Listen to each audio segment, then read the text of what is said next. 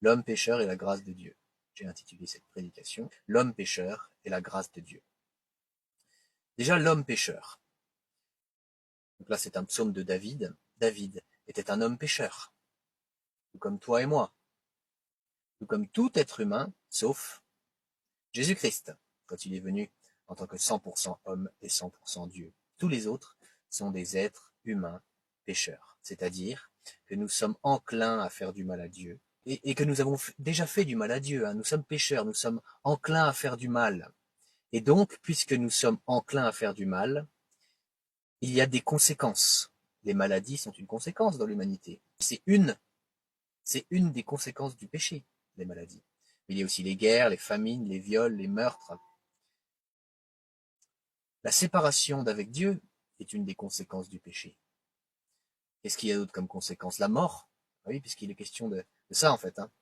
L'homme n'est qu'un souffle. La mort est une des conséquences du péché, la mort physique. Eh ben oui. À un moment donné, tu vas y passer. Sauf si tu es chrétien et que Jésus-Christ revient avant et que tu es enlevé dans les airs.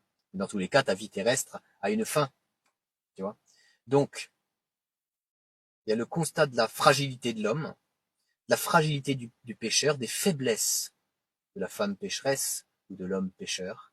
Ces faiblesses-là, c'est notre nature pécheresse. Nous sommes enclins au péché, au vol, au mensonge, à l'hypocrisie, à l'idolâtrie, à toutes ces choses-là, à l'occultisme, à la haine, bref, à tout un tas de choses qui ne plaisent pas à Dieu, qui offensent Dieu, qui font du mal à Dieu. Et il y a une justice. Ben oui. Il y a non seulement des conséquences dans ce monde, mais il y a une justice éternelle. Il y a l'enfer éternel pour ceux et celles qui ne se repentiront jamais de leurs péchés et qui ne croiront jamais dans le Christ. Je vais expliquer ce que ça veut dire après, ces deux choses-là. Mais pour ceux et celles qui ne feront jamais ces deux choses-là, il y aura une justice éternelle, une justice de Dieu. Ce sera l'enfer éternel, un lieu de souffrance éternelle, où il y aura des pleurs et des grincements de dents. On ne se moque pas de Dieu. Ce qu'un être humain sème, il le récolte. Ce qu'un homme sème, il le récolte. Ce qu'une femme sème, elle le récolte. Alors qu'est-ce que tu sèmes? Est-ce que tu sèmes des choses morbides, c'est-à-dire du péché, de la haine, du vol, du mensonge, de la rébellion face à Dieu, de l'incrédulité face à Jésus-Christ? Jésus-Christ, il est l'éternel, il est Dieu. Est-ce que tu sèmes ces choses-là? Ou est-ce que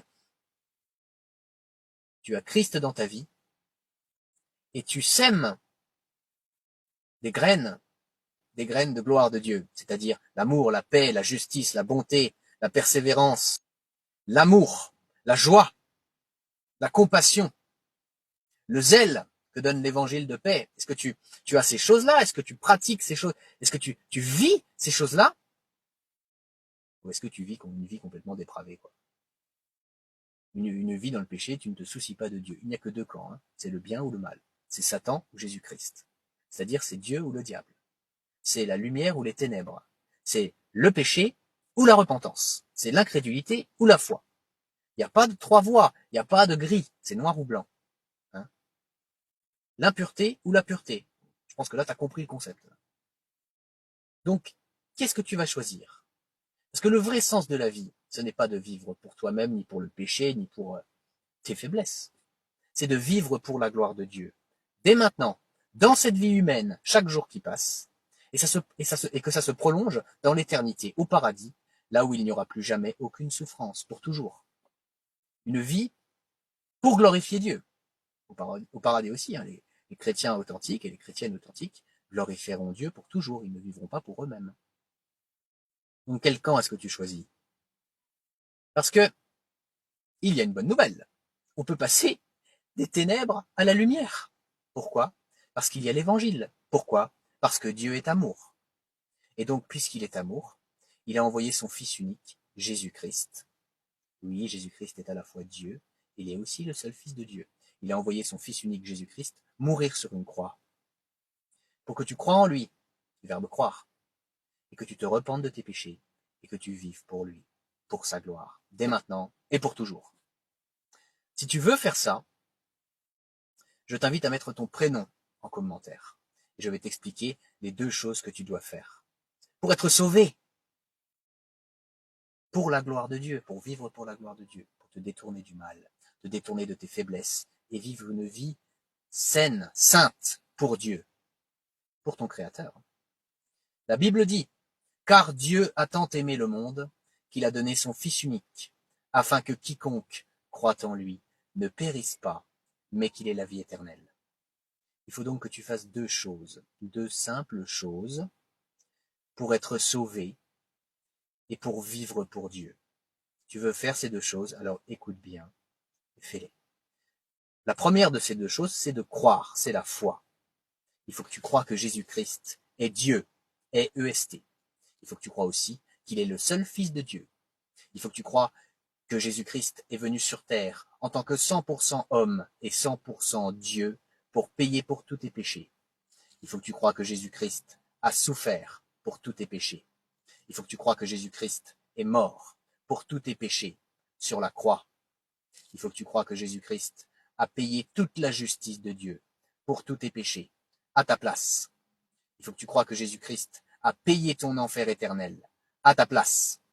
Et je ne dis pas que Jésus-Christ est allé souffrir en enfer, ça je n'ai pas trouvé d'endroit dans la Bible où c'est écrit, mais ce que je te dis, c'est qu'il faut que tu crois que Jésus-Christ a payé ton enfer éternel à ta place. C'est-à-dire qu'il a réussi à payer ta punition illimitée en un temps limité. Voilà ce qu'il faut que tu crois. Et il faut que tu crois que Dieu a ressuscité Jésus-Christ au 3e jour et que Jésus-Christ ne mourra plus jamais, que Jésus-Christ est victorieux sur le péché, sur la mort, sur le diable, sur le monde, que c'est bien Dieu qui a ressuscité Jésus-Christ au 3e jour et que Jésus-Christ vit pour toujours. Et la deuxième chose qu'il faut que tu fasses, si tu as accepté de croire tout ce que je viens d'expliquer là, c'est la repentance. Il faut que tu pratiques une vraie repentance. C'est-à-dire qu'il faut que tu parles à Dieu dans une prière, que tu lui dises combien tu regrettes de lui avoir fait du mal par tes péchés. Il faut que tu t'engages devant Dieu, toujours dans cette prière, à renoncer à pratiquer tout type de péché. Et il faut que tu cites tes fautes, tes péchés à Dieu, toujours dans cette prière. Et il faut que tu lui demandes pardon. Alors, arrête cette vidéo maintenant et pratique cette repentance. Les chrétiens sont faibles, mais Dieu est fort. Gloire à Dieu, partage cette vidéo, répands l'évangile, abonne-toi.